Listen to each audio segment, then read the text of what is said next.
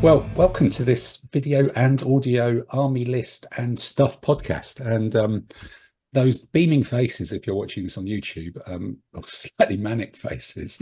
And Simon, you're in the middle of that, doing a kind of Australian "this is a cricket ball" sort of thing, aren't you? With that orange, unless you're just about to do it. So this is us at Alicante, or nearly all of us. In fact, not even at Alicante, at Seville. So. In the photo, you've got Mr. Saunders, Mr. Yeah. Aussie Simon, and special guest star this week, never before appeared on the podcast, Gordon. Yo. Yeah, okay. Yeah, that's the least Gordon thing I've ever heard you say. Yo. And then not in the picture, but sort of in the frame is Mark from Bristol, commanding the world in your bunker with your headphones on and your world map behind you. Absolutely. Welcome Good to be the here. thing. And then there's Mr. Dave Allen, who looks like he's taking a selfie slightly weirdly of himself in the photo. And we've got hopefully a video clip of him.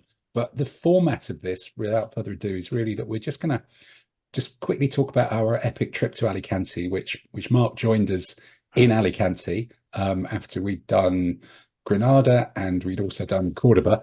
And then talk about the lists that we used in the competition and try and see if we can make them any better. So it was a kind of an epic trip. I think we started off in the world's one of the oldest Jewish cocktail bars or something, was it? In Cordoba. That was particularly epic. I think, Dave, were you deep into pickled fish by this time? That was the bullfighting. It was bullfighting. Jewish bullfighting bar, wasn't it? That was it. But I showed this to some friends of mine, and they said that the bullfighter on the wall, a very, very famous bullfighter from Spain, whose name I've got no idea, but he's very famous.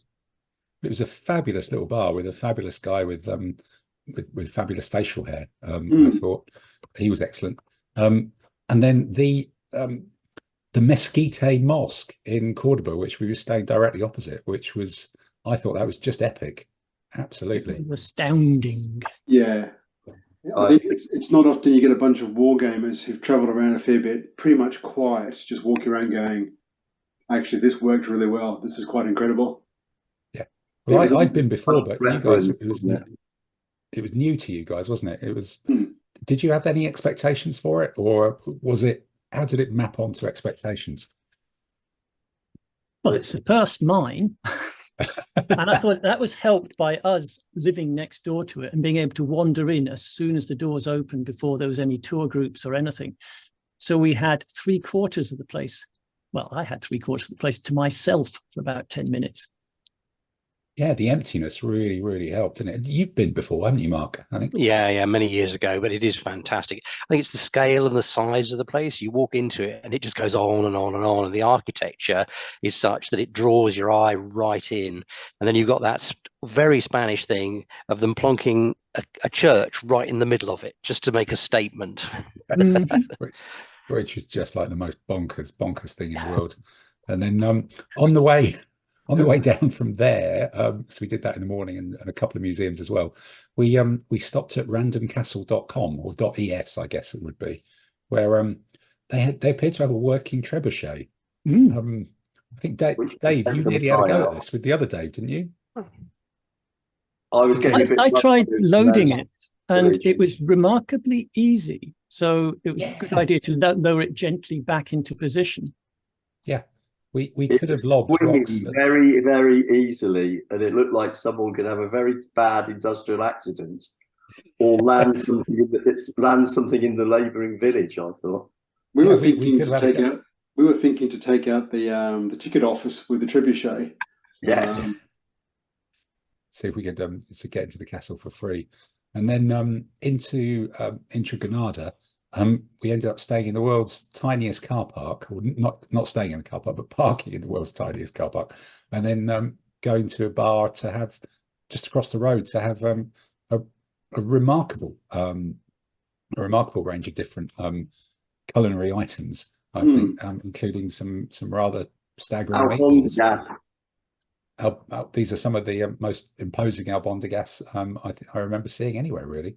That certainly needs to be absorbed with a dose of salt. But then in Granada, it was an early morning, and Dave, you even found us a bus, which getting on random public transport abroad is kind of miraculous. Yeah, I don't think I was going to make the walk up that hill too easily at my age. You were heavily motivated. Also, in fairness, in Granada on the day that we went to the Alhambra, it was cold, wet, and miserable. It was raining. It was a reasonably steep hill, and then we discovered when we tried to walk down from the castle, half the tourist routes into the castle were all shut down for maintenance. So yeah, it was really good we found the bus ride, because that could have been quite fun. Not. Yeah, they did make it really difficult to get into that castle, didn't they? So I can tell Mark's back, and they made it very difficult to get into the castle, which I guess was historically accurate. And this was the fountain, the famous 12 woolly dogs fountain, is it called, or something like that? It's the lion. The lion. Okay. Well, maybe sculpture in the 12th century wasn't quite up to the standards of realism which we expect today. But I think, Gordon, you managed to pick one of these up for baggage, did you? I did, and it's a long-term project, but I'm going to turn that fountain into a super-sized baggage. Fantastic. Surrounded by Middle Eastern civilians just swanning about in gold robes. No, but again, the Alhambra I thought was staggering. It's surprising how it's actually survived, really. Why nobody's taken it to bits and just sort of carted it off in pieces and stolen it like most other monuments. It's a bit of a mystery, but we'll probably do a bit more tourism maybe on another pod. I don't. Simon? It was quite an imposing palace, because we've all done Versailles and various other Western European castles and palaces which just go over the top in gold and all that. And here it was a lot more simplistic in there. It was a lot of Arabic calligraphy, geometric designs, but just the sheer scale of it was so awe-inspiring. You walked into some of the rooms, you stopped there and go, actually, this is impressive. And it would have been really stunning back in the day when it was fully coloured. But even now, just being in white, like, this courtyard was quite impressive. It was staggering, wasn't it? Yeah. And then on the way there, we stopped to the world's weirdest service station, of which I don't think I'm going to ask anyone to comment about what was on sale in this vending machine. So if you're listening on the podcast and you're not watching this on YouTube, you're missing out. But I think we're probably about, I don't know what the time is, into this one. Pre-watershed, yeah, pre-watershed. Yeah, we probably can't really talk about that at all. But lorry drivers must be very comfortable or uncomfortable on the longer parts of the journeys, I think.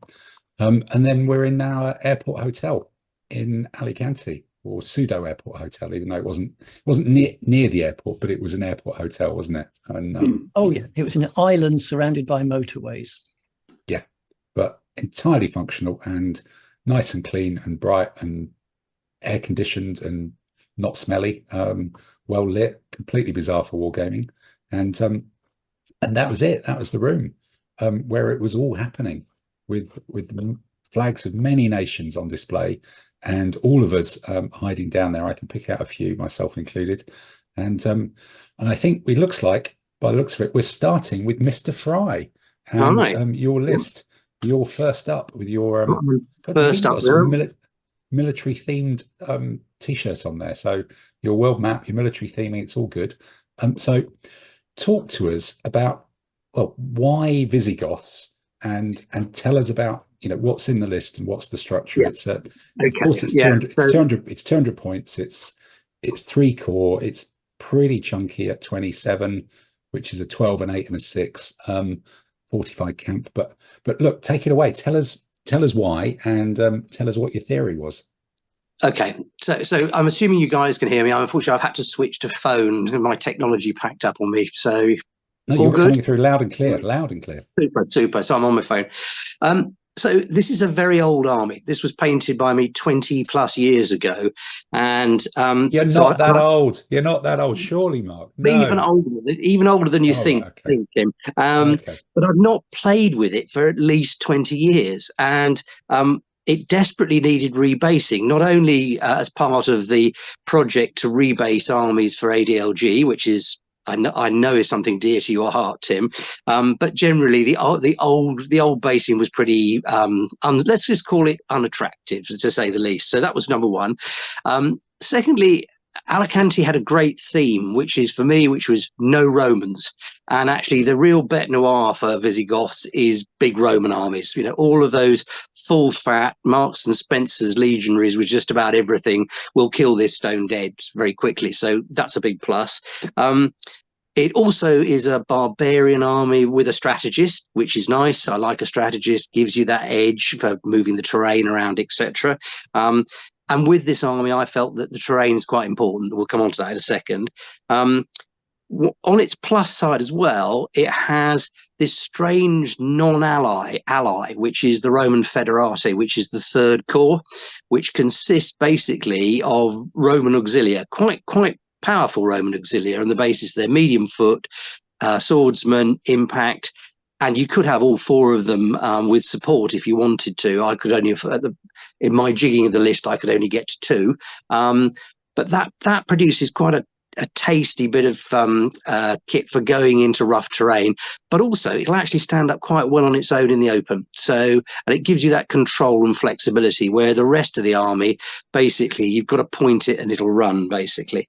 And the other thing, and you mentioned it, is you can afford to have a fortified camp.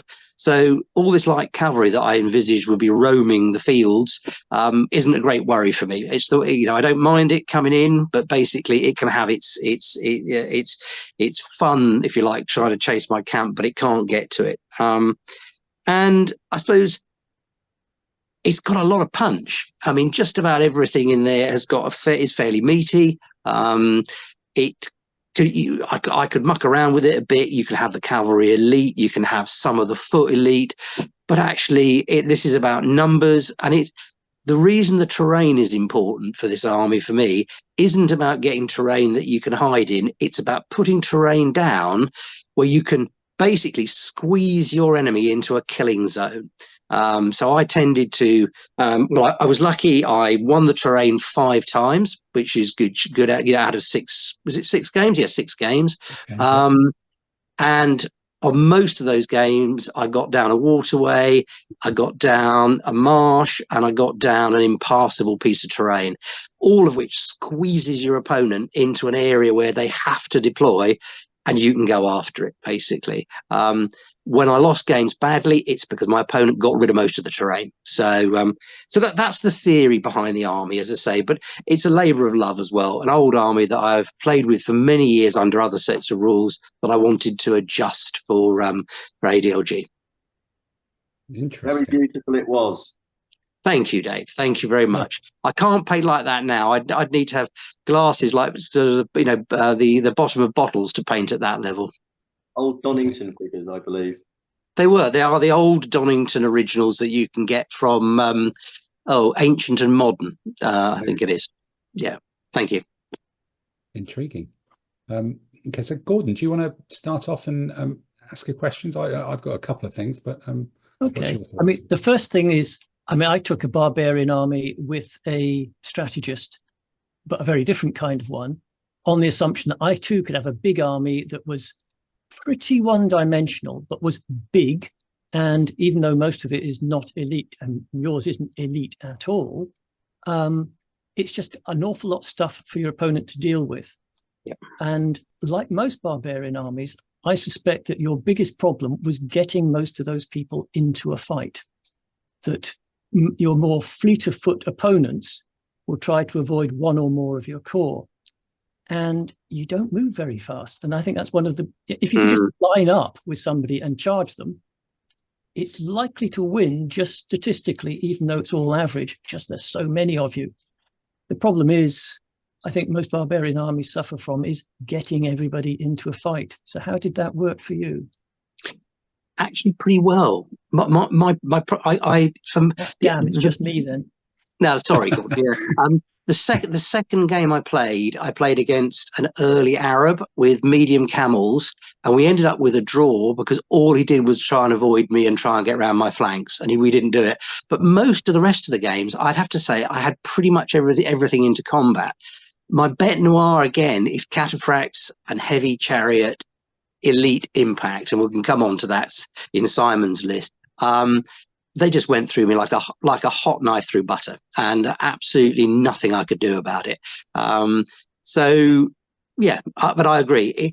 I think that's where the terrain came in. Again, because you're forced to put the impassable on a flank, and it's you can't move it, but obviously you could dice it off. And on one occasion, my opponent threw a 5 and diced my impassable ground off. But you're really trying to squeeze the enemy into somewhere where he has to fight you, basically. But yes, good point. I guess my question would be, my 2 questions would be: 4 heavy cavalry impetuous kind of on their own. You can get 2, I think, heavy cavalry which are non-impetuous to kind of go with them when you've got the Romans, to make it kind of a 6 and give it a bit more maneuverability. And 4 heavy cavalry just seems almost like not a lot. And and I would have thought, if you're going to have them, and with Gordon's question, they're the ones that move quickly.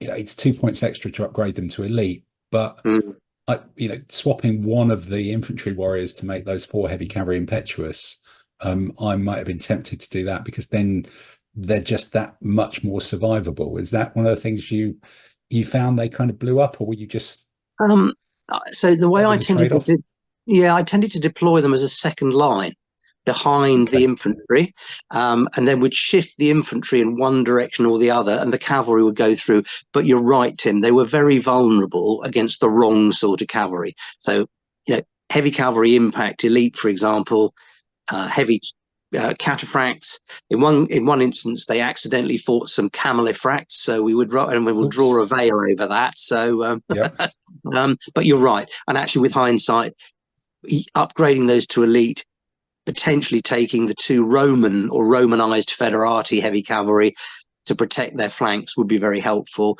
But on one occasion, they went right through the middle of an Aztec army, taking out his elite troops, but I managed to clear that gap well enough for them to get in without them being damaged. And that was the advantage to them. But good point. Yeah. Okay. Dave, any thoughts from you on that one? 27's huge, considering the medium impact. I think sacrificing the elites, contrary to what you're just saying, to get the army to 27. I mean, essentially, you've got 4 heavy cavalry impetuous and 10 heavy swordsmen impetuous. So you're 14 across of your strike force. And if they don't work, they don't work. They don't work. Over. Yeah.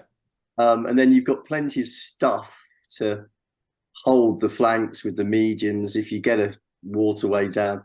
I think the one interesting thing that we're going to find is that, contrary to what we were doing like 2 years ago, everybody's going for strategists and high initiative. Move the terrain. And one thing about that is, it's interesting how many. Well, we'll come on to it on my list. It's a bit different, but I think it's everybody's going for strategists. That's a really important thing to say. People who don't play competitions too much and are listening in on this. The fact is, what we're doing is a fashion-led thing, and the rules we're changing to being able to defend, to reduce the terrain, things like that. It makes it very interesting. And it's, normally in the past, we wouldn't have taken a strategist. We'd have said, oh, that's too expensive. I want extra toys. Yeah, no, it's a good, and the good army's point. bigger, and the army's getting bigger. We're going from where we started with 19 and 20 in an army to now, 27 impetuous heavy cavalry and heavy foot is a big army, a big army. Thing. Yeah. Simon, what's your thoughts on it? I'm a bit like Mark. I'm a big fan of the warband armies, and I was very tempted to bring my Gallic or Mad German or British army to it, to Alicante. So, but in the end, I couldn't figure out how to use the light horse javelin. I do like the idea of having the 14 wide of impetuous, because it does basically say, here's a problem, deal with that. But I guess, for me, the biggest issue I found with these armies, and something I found, was once someone gets into your flank, there is absolutely nothing you can do to mitigate 2 or 3 cavalry going Pac-Man on.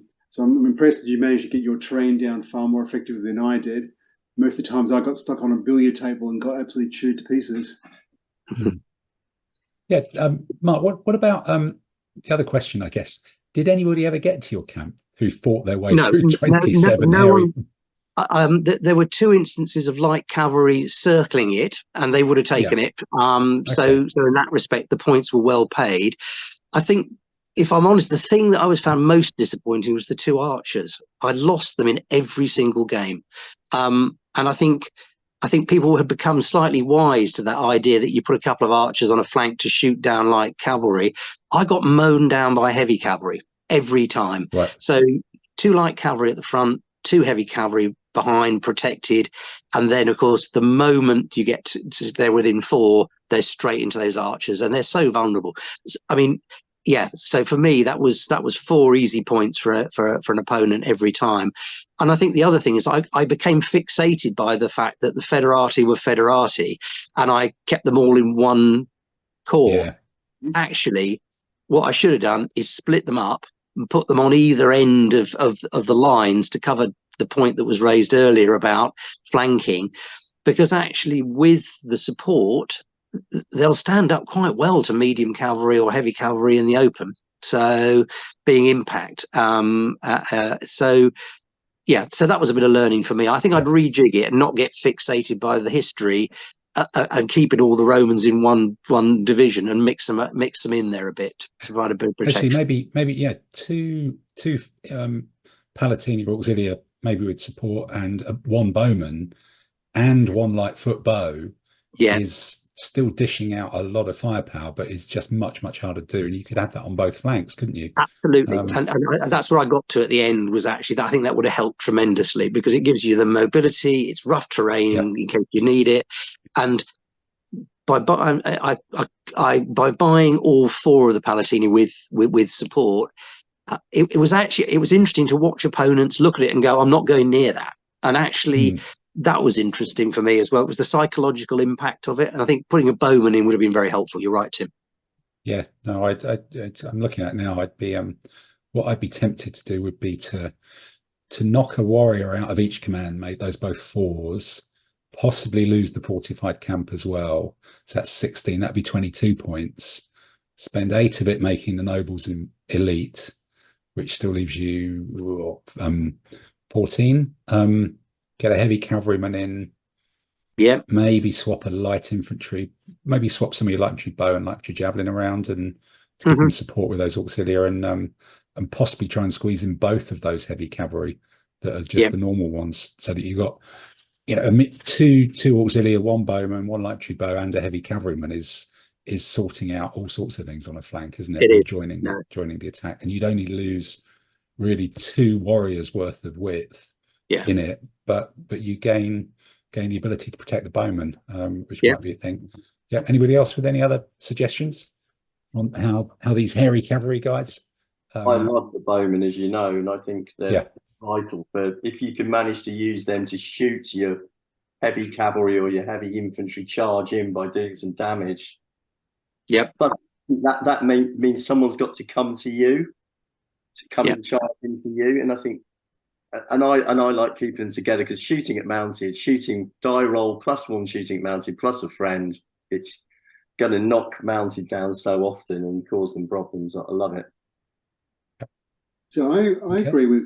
I'm of the school of thought, especially with just 2 bowmen, of Mark. So I brought in my warring states. I had a couple of bowmen, 1 on each of the big commands, and being that my army is a very big impact army, they were the weakest point, and everyone targeted them, and pretty much anything that could cracked the bowman in a second, popped out the other side and went, right, which way will I go? So I know they're nice to be able to annoy mounted and all that. In some ways, if you're going to bring a big, mad, impetuous army, you might as well go all in. Especially this type of army where it doesn't have much bow. Have another heavy swordsman go, here's 15 swordsmen and impetuous cavalry. I'll be in your 4 UD within 2 turns. Hello. Yeah. And I think when this gets into something that it can chew, it goes straight through it. So spearmen, even pikemen. I had a couple of pikemen which I just blew to bits. Even I played an Aztec, and it did really well against the Aztec, even though they're mainly swordsmen because they're mediums. But as I say, I've got no answer, and I'd welcome any suggestions to how to deal with wall-to-wall cataphracts or warring state elite heavy chariots, which just literally, I mean, it was like watching someone doing bowling. At the end of the first go, I had, against the Parthian, I had 5 units all on red, so they'd all taken 3 casualties in that first round of combat. So and you know, dice plays a bit of luck in that, but I just can't see any other way around that. You just have to take it on the chin and hope that I can kill a few other things on the way. Well, we'll maybe come to some armies like that, or different stories about those sorts of armies in a while, but I think it's now time to say goodbye to the Visigoths. This means war.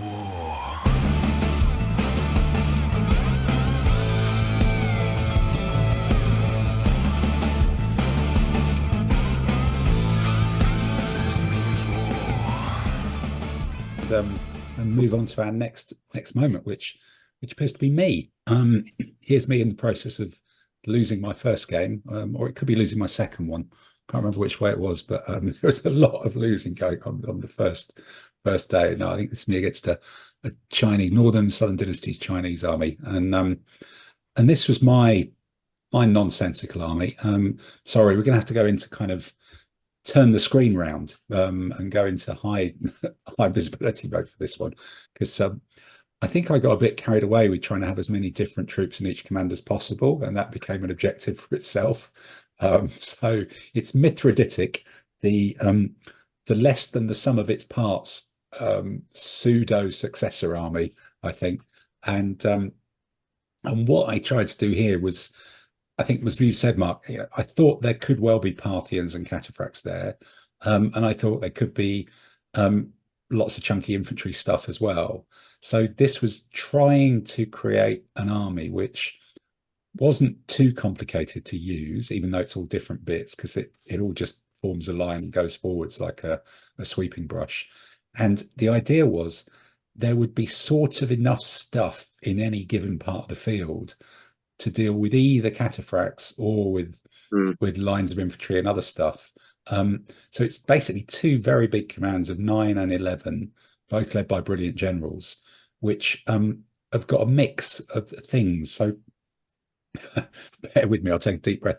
The first one has got 1 spearman, sorry, 2 cataphracts, one of which is elite, 2 elite Galatian foot, 2 pikemen, a light archery sling, a light archery javelin, and a scythe chariot, which lurks at the back and is scary. And the second one has got another heavy spearman. It's got 2 imitation legions, 0 impact. It's got 2 Thracians, that's the rough terrain force. It's got a crap pikeman. It's got an archer. I'd shoehorned a bowman in there. 2 light foot again, a bow and a javelin. 1 heavy cavalry average, normal, no impact. I thought it was impact when I submitted the list. I'd obviously not read the army list properly. Slightly disappointed to have that come back and be told, no, they don't have impact. And a skirmishing horseman to play with them. And then the third command, just an ordinary included general, an elite heavy cavalry, and then 2 light cavalry with it, bow and javelin. And basically you've got 2 sweeping brushes that just march forward and are about 7 or 8 wide. And you've got a little command that dicks about on the flank and tries not to lose. And you're trying to occupy the other flank with either 1 light cavalry javelin and 1 heavy cavalry, or even better, terrain and a waterway, so that you don't really have to think, and it can just kind of roll forwards. And if you fight one thing, you shove the cataphracts and the spearmen forward, and the pikemen. If you fight something else, you shove the impact foot and the impetuous swordsman and the pikemen forward. And you've got the side chariots lurking in the background to scare people, but not actually do much at all. And it didn't work at all in the first 2 games. I think I didn't play particularly well, and I got outdone by terrain in the first one against a shooting and charging cavalry army. It's a bit of space. Second one against I'm trying to think what they were, Hittites. Terrain again didn't fall well, and I suspect I didn't have the rub of the green on the combat. And then it was just sort of submarining up as I started to work out how all the bits fitted together and how important it was not to get them in a traffic jam. And some of the games, and actually what terrain I needed. So I think the apogee of that was playing a Allen army on basically a half width table, in which one side was entirely terrain, the other was a waterway, and they just literally swept them forwards off the table like brushing dust out of a building site, which I'm very familiar with at the moment. So that was the theory. So anybody got any comments on this nonsensical mix of nonsense? I think it's a very brave choice to take Mithraditic. I'm surprised you didn't realise the heavy cavalry are just heavy cavalry right at the beginning, because that's one of the first things you realise about Mithraditic, is it doesn't have cavalry impact. But so that was interesting. And I think you're right. It looks like it flatters to deceive. It's got all the toys, but in the wrong places. And not just your list, the army in general. So you've got phalanx, you've got impact infantry, and you've got impetuous infantry. But you've got two of each of them, and they just don't seem to work in concert together, to my knowledge. And it's just got penny packets of everything, but doesn't work. So I mean, I think you did well to get the hang of it after the first two issues. And the other thing I'd say is the guy with the Allens, I think it's Juan Carlos. He was very unlucky against me as well. So I feel sorry for him. Yeah, he certainly got done on terrain. Well, I think in terms of penny packets, what I was thinking was the pikeman and the heavy foot and the heavy spearman. You know, you've actually got a block of 5 in that first command: 1 spearman, 2 Galatians, 2 phalanx, and then in the other one you've got 1 spearman, 2 legions, 1 phalanx, and 2 Thracians. So you're almost at 6 there, with the bowman doing a little bit of stuff, and then 2 cataphracts makes first command from 5 to 7. Cavalry makes the other one to 7. So you're sort of 14 across with stuff that is reasonably happy to fight anything. And I think the thing I found was that bit about you've never got enough stuff in the right place. But there's always something stood next to it that's perfect. So it's a bit of a challenge, but it's a bit draws the opponent in to have a go. And then they realize, oh, there's some nasty stuff there. Gordon, I'm nodding because when I've tried to wait, I mean, I like these toolkit armies because there is the perfect tool if only your opponent will give you 1 turn's grace whilst you maneuver to bring it to the front, to say, excuse me, I've got the guys here, we're ready for a fight in a moment, but don't charge yet. But because there's not a massive number of, say, pike in one place, there's no particular thing to avoid. And I think that perhaps its secret weapon is that people underestimate that it's got a lot of good stuff because you can't see it all at once. You don't. It's actually quite dangerous if you attack it. You think, oh, well, if I avoid the pikeman, that's it. And then you realize actually it's a choice between several bad options. All of these things are quite difficult to fight. Yeah, I think that's it. It's reason, and also you've got to sort of take a bit of a risk. It's like someone comes at you with cataphracts. You're like, well, I'd love them to fight the pike, but I don't really want them to fight the Galatians. But the Galatians are elite, and they're stood next to pikemen. So if the pikemen win before the Galatians die, you suddenly start getting benefits. So it was an army designed to take a lot of casualties in the process of winning, and it did that in pretty much every game. To me, Tim, it's very continental in its look, and I mean that from having played. I've played nowhere near. Here we go. Yeah, it is to me. You've got that ability effectively where you've got 2 commands that are mini armies in their own right, and that. I think from my experience, I've seen that in Portugal, against the in Lisbon in the teams, and I saw it in Alicante last year. To me, it's a very different way of playing the game. I think you guys who've had a lot of exposure to the continental players, the Central London guys. For some of us out here in the sticks in Bristol, for example, it's very different. I think we've tended to play by lumping our cavalry together. So infantry in one command, cavalry in either wings, etc. and that sort of mini army in a command should, in theory, as Gordon's saying, give you all the tools you need. The question I would ask was, how much practice did you have before you used it? Oh, desperately not enough. I had one game Yeah. which I lost, which I got absolutely crushed in, and then Yeah. I got crushed in the first two as well. And you're getting better as you're moving forward with it. And I think this is one of those armies, a bit like the latest Seleucid, where it looks great, but you've got to play with it a lot to make it, to really get it ingrained into, you know, sort of a pattern of use, if you like. But no, I like it. I think it's just a shame that its original owner was never quite as successful as he would have liked to have been. I guess so. And Simon, you crushed it in the practice game, didn't you? With your so you and I had a practice game where I brought my Warring States on, and you did all the right things. We locked the train down. We got all things lined up. I think the dice gods to some degree were against you, and when the first line of combat came charging in, I think you lost just about every combat across the board. And so we looked at familiar. Yeah, so no, that doesn't bode well. I managed to avoid your side of chariots for quite a while, which is always enjoyable. Being a mad chariot player myself. And then they do nothing at the end. Looking the style of design for this is very European. So I've seen like Rafa and Hubert, they do this style of army, which for me, I'm more like Mark. I just look at this and I can't get my head around how to use a bit of this and a bit of that. I'm more of here's a block of impetuous swordsman or whatever, and then you can work around it. So I think that theory that it's very complicated was possibly where I went wrong in the earlier games by trying to use it in a complicated way. And I think when I started to work it out, it was actually right. You just got to take the rough with the smooth. And that first command was a block of 1 spearman, 2 Galatians, 2 pikemen. And if they're not got good matchups, doesn't matter. They're fighting whatever's in front of them.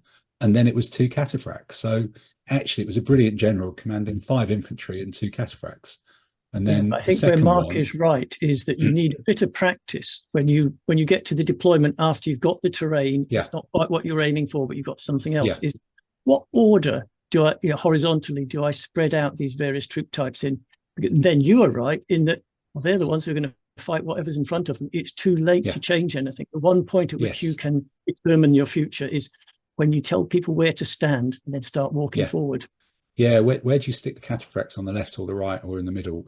In some ways, because you've got 2 big blocks of infantry and 2 cataphracts, because the one light horse in the command goes on one flank and the other cavalry goes on another, and you're trying to refuse it. But it is where I got it wrong was where I tried to use it in a complicated way and actually over-engineer trying to get the right troops into the right matchup, and there aren't enough of them to make it worth doing that. Having a solid line and just taking the lumps was it, really. You beat me to what I can say, because I mean, you've got a high command, you've got 2 brilliant generals and a micro command. You put down the micro command, and then you tend to think, oh, now I can start re-maneuvering the army to get my toys to the right position. And it's very easy to end up in a traffic jam of your own making. Yeah. Well, you'll see that in some of the video, because I'm doing video reports for it, so you'll definitely see it. But at least these Galatian guys, there's no manoeuvring with them. They're just going straight forward, and then everything kind of gets tied to them and behind it. So yeah, the world's most complicated list. That the secret, I think, is to use it like you're an idiot, and sort of staple your hands to the table and not try and do anything clever at all. And was there anything that you wish you'd bought or not bought, Tim? Yeah, to go with it. I always it sounds ridiculous. I struggled to use that light cavalry javelin and the heavy cavalry properly on that second command. They were sort of either there was terrain there, or there was they were sort of a backstop, or they just came in to sort of fill gaps, and they ended up roaming around the back of the army in a way and just stopping people who were getting around your flank from getting to the baggage. Apart from one game where I accidentally charged someone and they ran towards my baggage and captured it, but that's a different story. And I just wonder whether you're only allowed 2 cavalry, and you're only allowed two of them to be elite and 2 cataphracts, and whether having both the cataphracts elite would have been better. I don't know, and just leave the other. But it was, it's a tricky one, and I ended up basically sticking 2 big blocks of infantry in and shoving them forwards. Maybe having a javelin man, but I only came up against 1 elephant. So we just about managed to deal with that okay. So it was just so bitty. It's hard to see what I would. You kind of feel there was stuff that you wanted to change, but I don't think there were options to do it, because there are only 4 cavalry, 2 of which can be cataphracts, or 2 cataphracts, 2 cavalry. This is the whole bloody list, really, that you've got there. There's nothing I'm missing. You can't stick anything else extra in, really. That's kind of it. So yeah, that was kind of the set of it. So look, let's see what's next. Well, yeah, that was the Thracians finishing up. This means war.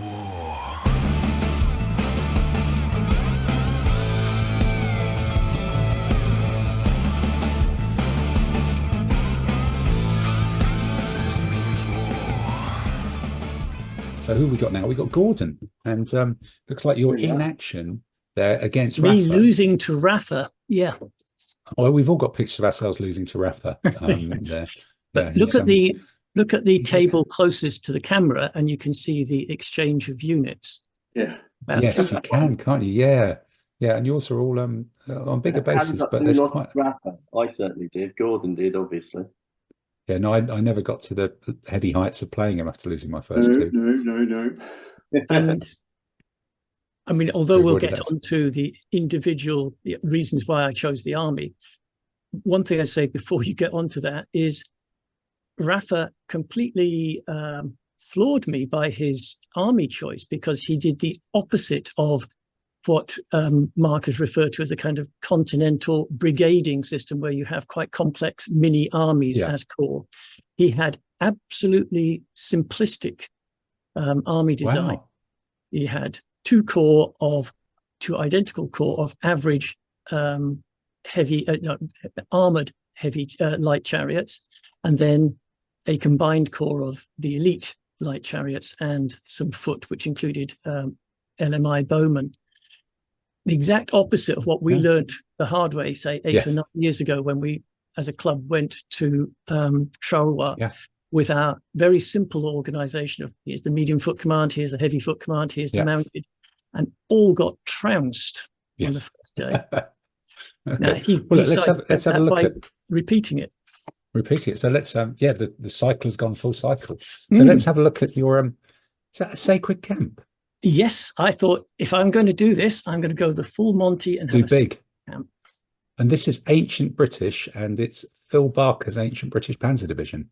It is. It's led by Cassivellaunus, who allegedly did have an army that was mainly chariots for a short while, whilst they were retreating in the face of a Roman army. And you've got him, the strategist. So this is another one with very low command, so a strategist soaks it all up. So you've got a 14, a 7, and a 6. And the 6 and the 7 are basically 4 or 5 chariots and a couple of light horse javelins. So they're identical and they're both included. And then you've got a bigger command, which is light chariots, javelin, the same, with 3 impetuous warriors and 5 light infantry. So there must have been a theory here, because that's, I've used this army, but that looks unusual as a design. So there must have been a theory. The theory was that the 2 smaller commands kind of write themselves. Is how many people can you, or how many chariots can you give to an included ordinary general and expect him to control them? And I think the maximum is about 5. 4 is probably better. I want the 2 light cavalry available, because often they're better at shooting because they've got, better protection than the chariots themselves. You just need them to protect the flanks as well. That if I went for the entirely mounted version, that meant that the strategist would have to look after all the other chariots, and I thought it was too much. So I decided there's a lot of them. Yeah, I mean there were 2 other ancient British armies there, both with Cassivellaunus, not the real Cassivellaunus. It turned out that was me, because I fought them all. And they went for the entirely mounted version. So no warriors on foot, no light infantry. That gave them only 24 units in all, as opposed to 28. And wherever there's terrain, our chariots simply can't go into it. It's not that we're slowed down to it. We just we're not allowed into it. Our light chariots go at 1 in rough terrain. We can't even enter difficult terrain, which I suppose is fair enough. So in most games, the warriors did get into a fight, even if it was against the mounted, and sometimes cataphracts. But they paid their way, and having lots of light infantry meant that I could hold a piece of mountain or something with a couple of guys, and that would soak up a part of the width of the table. Because in general, I wanted an empty table, but there would always be somewhere where the pedestrians could aim for. That was the theory, and that is about as far as the theory goes, other than I wanted to play with this because I've used it before and really enjoyed it. But that was in a much more tightly themed competition at Campaign a couple of years ago, where all they were facing was Romans and successor states and things like that. Yeah. Where there was no real bowmen. And that's the thing that really kills this army. It's very, very vulnerable to shooting. That's what initially scared me about Rafa's army, was just those couple of bowmen protected by impact medium foot. I should have just charged a lot of them as a priority and not even try to send the other 2 commands in anywhere near his chariots until I had got those bowmen either dead or just tied up in combat. Yeah. And 3 medium swordsmen impetuous is an interesting number. Was there a reason? Because it sort of feels like to me there should be 4, 5, or 6, or none. No, I was working backwards from I can have 8 elite chariots. I'd have liked more. I'll put up with having slightly fewer not elite ones, but I don't want to be outnumbered by the non-elite ones because they are a real arrow magnet.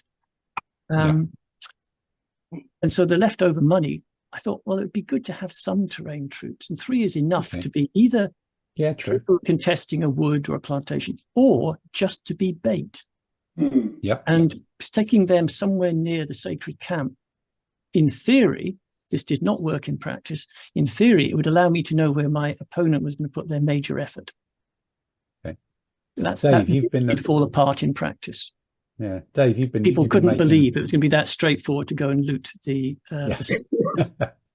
Dave, you've been making puzzled noises in the background in your bunker there. What's your thoughts on this? I think it's a really interesting army. Again, it's the fashion of the moment. It's very large and it's got a strategist, and it's got the smaller commands would included generals, which it's got all the right things. I don't see where it can go wrong. Having smashed my army completely to pieces, taking 98 points out of 100 off me in practice, which was a bit of a shocker. I think Gordon's right. He needs to crack into Rafa's army and things like that when he's got the opportunity with his chariots and that. Well, I can tell you what went wrong it's an army of medium cavalry at the end of the day, isn't it? And it is very vulnerable to shooting. Yeah, it's even in the biblical period. This is an old-fashioned army. Yes, it's at the very beginning of warfare, and everybody else gave up on it very soon. The Britons were the last people to do so. The things that kill it, and there are many things that kill it, include massed camels. That was my second game. So, armored shooty cavalry. That was the first game. All of those armored cabs of light chariots.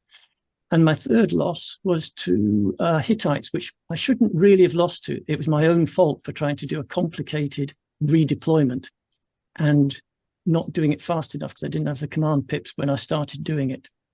I should simply have gone forward and shot.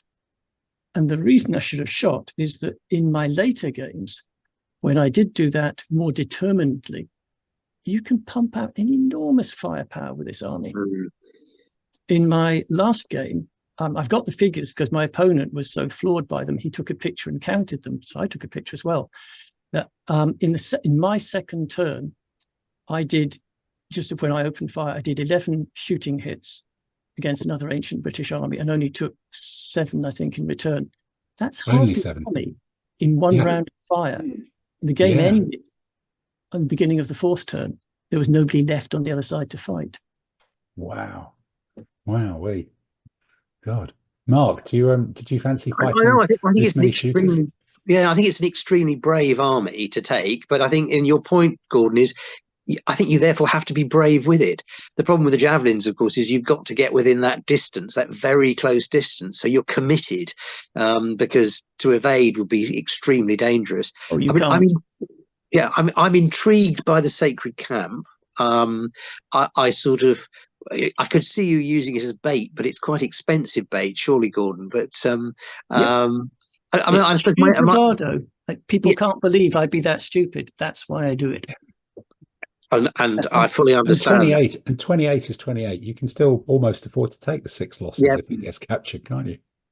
I mean, I find the list slightly odd in the fact that probably there should be on the terrain side of things, you should be allowed mountains, but not that you'd probably want it, Gordon, because I think there were some of these light chariot British armies trundling around, at least in steep hills, put it that way.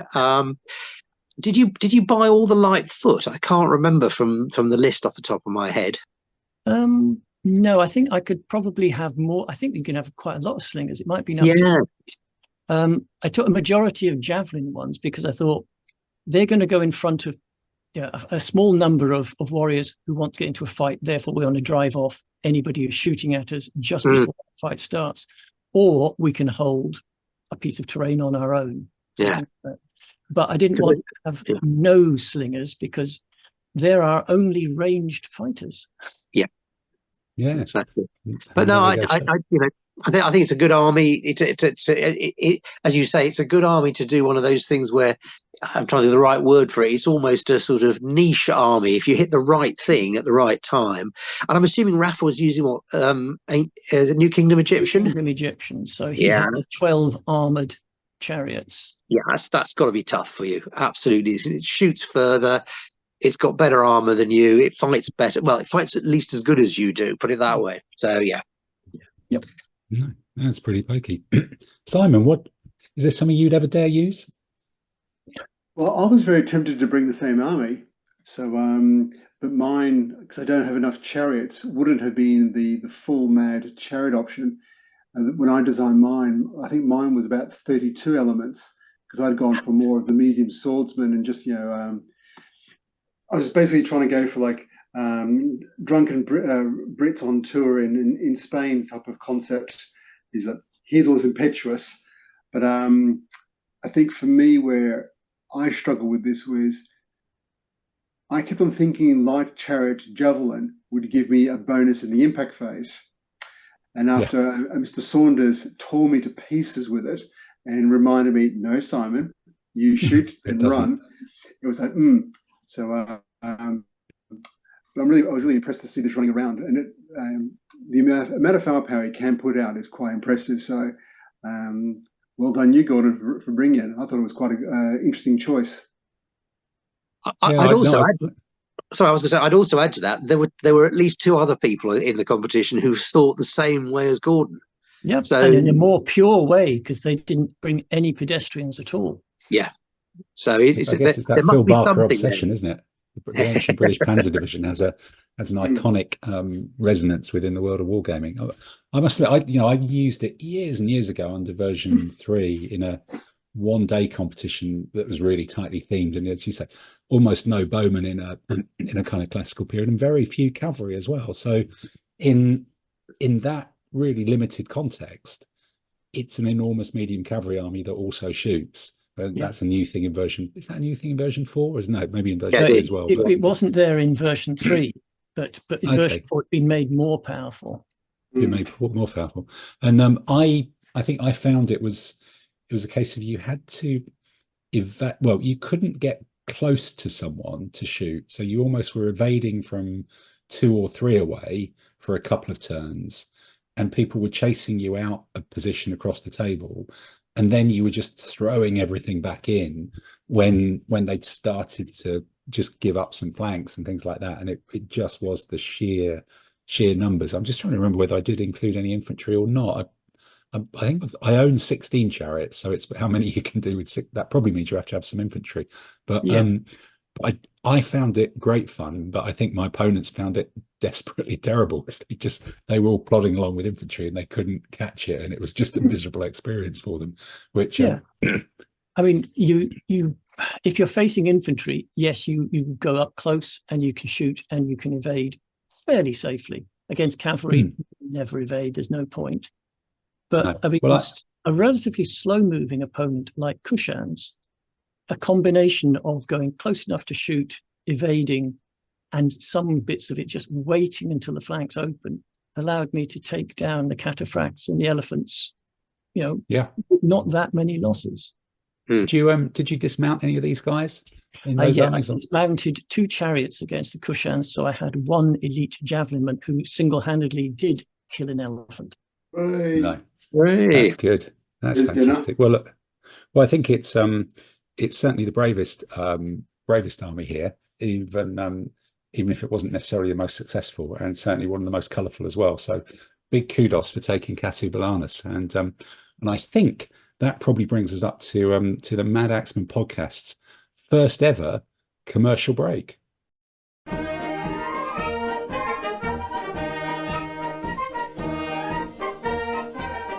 Hello, I'm Ron McHugh, head of the northern arm of the McHugh Global Carpet Empire, and I'm here because I've heard some very disturbing news. It's come to my attention that some foreign chap by the name of Wargamers Whims has been selling ADLG battle mats in, I dare say, metric sizes. This has to stop. We at the McHughs are the European sole empire that controls the distribution of carpets. And given battle mats are essentially very small carpets, this is an area we think we should continue to be in control of. So, if you want your ADLG mat, no matter how big it is or how small it is, in Axminster, Shagpile or any other form of medium density weave, we're the people you should be coming to. So, don't forget, as we say here in the McHugh Empire for Carpets, whatever you want to do, there's a McHugh for you. You can't go far wrong if you stick with a Don. So, turn your back on Wargamers Whims, don't buy any of this funny foreign muck, and we'll see you over at table on a McHugh carpet. Thanks for listening.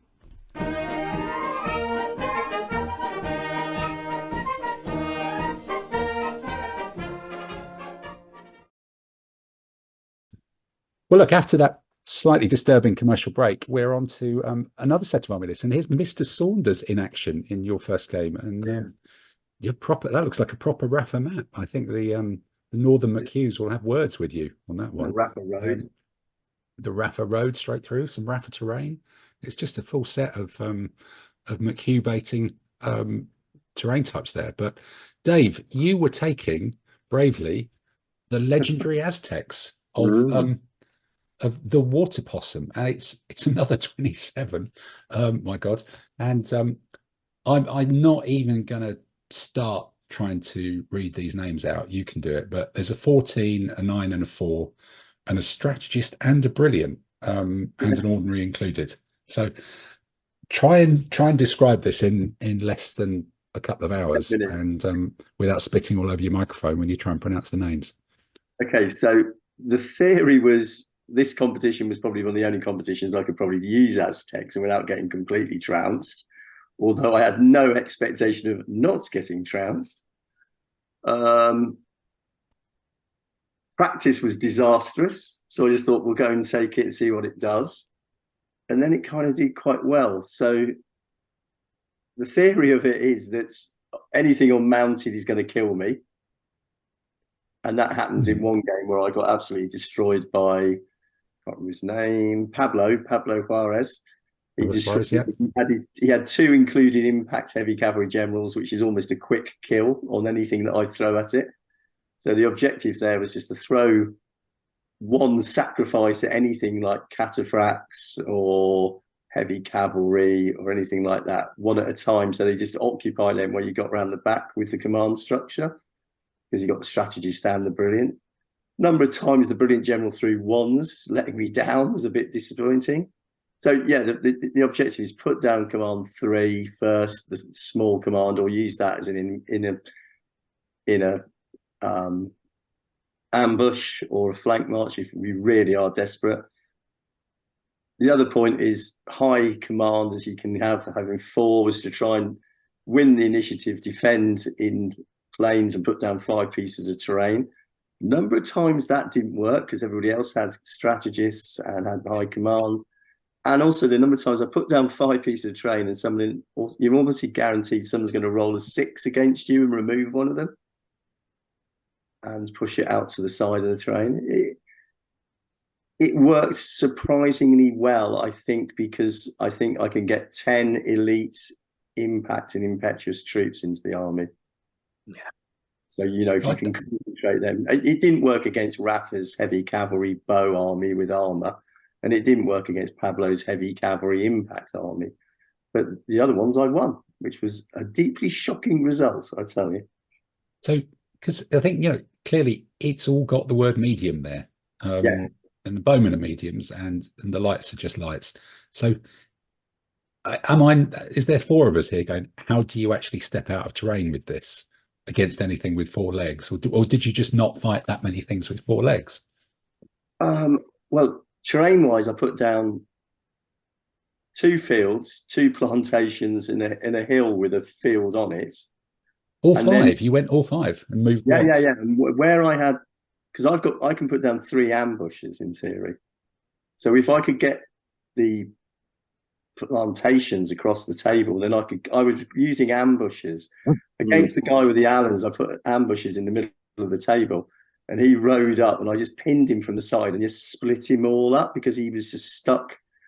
And the idea is just using one guy to go up and pin 2 of the enemy, whilst everybody tries to run around the back of them, if that makes sense. And there is a fair amount. So, you know, the medium sword atlatl are just one at a time going up to die against cavalry and things like that, whilst the rest try to get around the flanks, which did work. I mean, it's actually really difficult to play with and actually really good fun once you get the hang of it.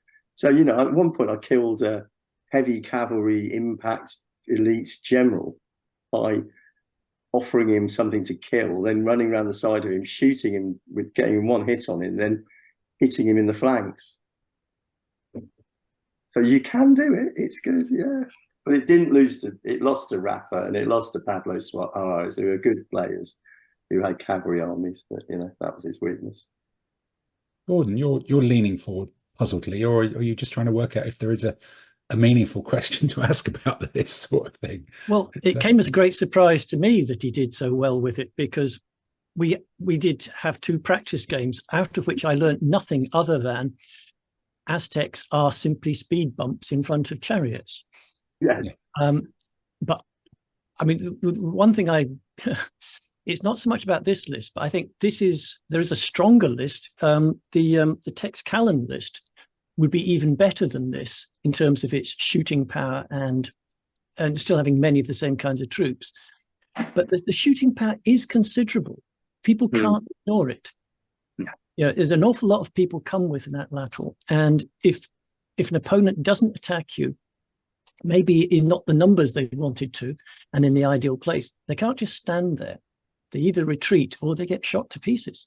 Yeah. So Dave, did you find it was shooting that eroded them, or was it the impetuous foot that they just didn't wash over, or they came against the right opponents? Because yeah, I'm looking 4 atlatl, 5 atlatl, 6, 7 bowmen, 8, 9, 10 sling, another 12, 13, 14, 15, 16, 17 or 18 shooters, which is an army for some people.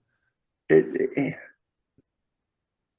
lost to Rafa because Rafa, I mean, my initiative was 4, his was 2. He won the initiative and defended in the desert, which deprived me of the terrain to work with.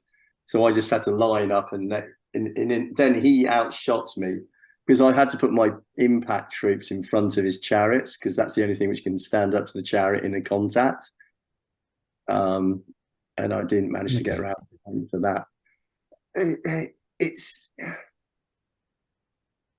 yeah. I mean, you just have to offer up one of the medium sword atlatl to, you know, you put one of those in front of 4 cataphracts, and it's kind of stuck on them.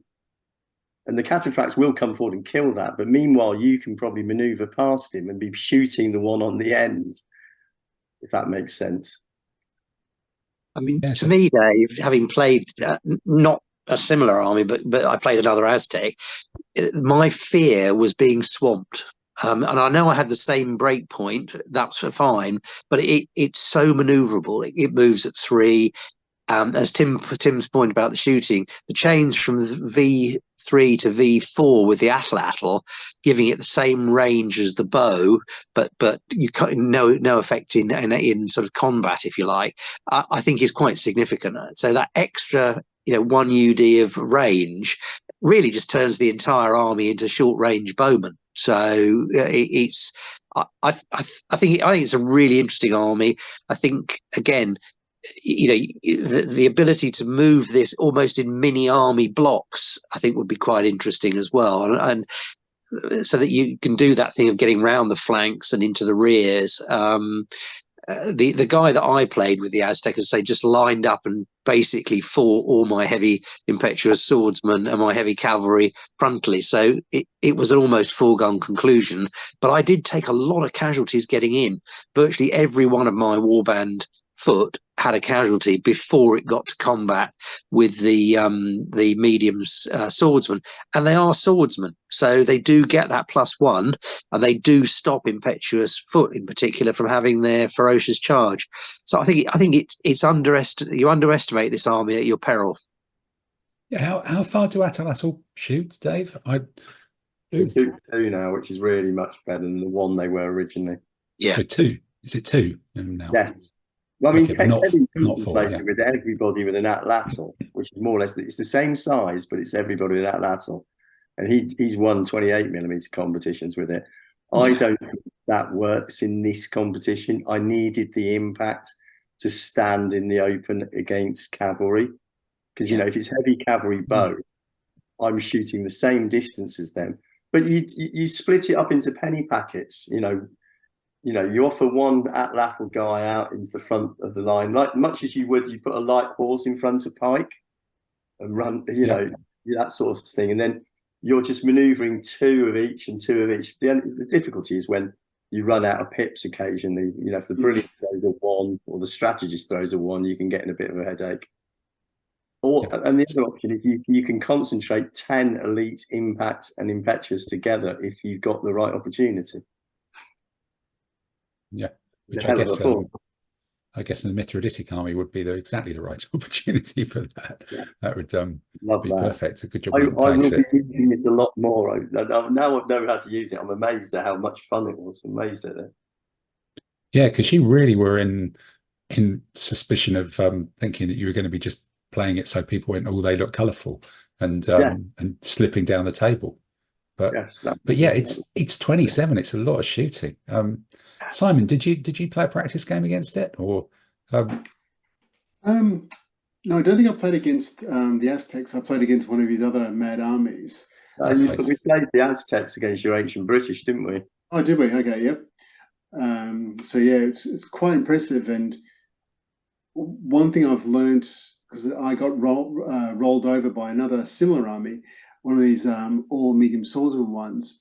You think in the open you can get it, but if you can get some decent terrain, one of my opponents had a very similar army, and he pushed 2 commands down the flank because it was like forest and all that. And within 3 or 4 turns, you've got a medium swordsman command in your flank that you then have to deal with. So with the right terrain, the Aztec armies are very, very terrifying. Well done you for bringing it. Very gutsy, but looking at it, I can see in the right theme, this will be a great army. if you run against the wrong opponent, it's going to be a very quick and violent game.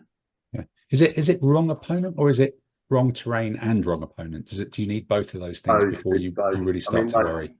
Against Rafa, you know, with his initiative was 2, mine was 4. I should win the initiative and be able to defend in the plains. He won the initiative, defended in the desert, knowing full well what I would have. Yeah. If it had been the other way round, I think I could have rolled over it. Yeah. It made it very. You know? I think it's interesting putting down 5 bits of terrain, because that's when I've got a strategist, that's always the debate. Do you put down 4 and move 2? Yes. Or do you just go all in and put 5? But you still get to move 1. You still get to move 1. So you were going 5. Yes. But as I say, the number of times somebody went, oh, I've rolled a 6 and taken 1 off. But that's just. I think with a very large medium swordsman army, you need to put down as much terrain possible to really block up those big. So, like for your army, here's 14 wide, or Mark's army, here's 14 wide of scariness. By blocking that all up, the medium swordsman will be able to hide and pop out and annoy people and all that far more effectively. I'm trying to put a plantation in the outer section, but on your half of the table, where you can put an ambush almost up to halfway across the table, to then mess people around by putting the medium sword atlatl in there, just to pop out, pin things from the side, and just you want to split your opponent up so you can deal with them in penny bits. And of course, they look scarily cool. Okay. Yeah. Well, look, it's also an incredibly pretty army, Dave, isn't it? That's not my figures, unfortunately. I know that's well, but even things like copies, but they're not bad for it.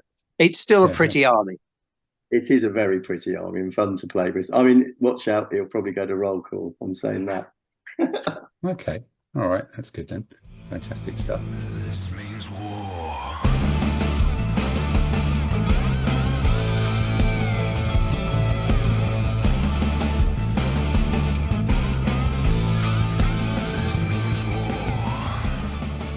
So then we're here rolling through this list with our video segment of Mr. Allen and Mr. Allen's tremendous shirt. And because this is a pre-record, he's not going to be able to comment. So I'm wondering if maybe we should have a round table on the quality of his sartorial elegance here with that shirt. Anybody got any views to offer on it? I think it's camouflage, isn't it? It's some sort of camouflage to confuse the opponent. Yes, I think it could be. He doesn't go shopping himself, you know. It's his sons buy this. Oh, right.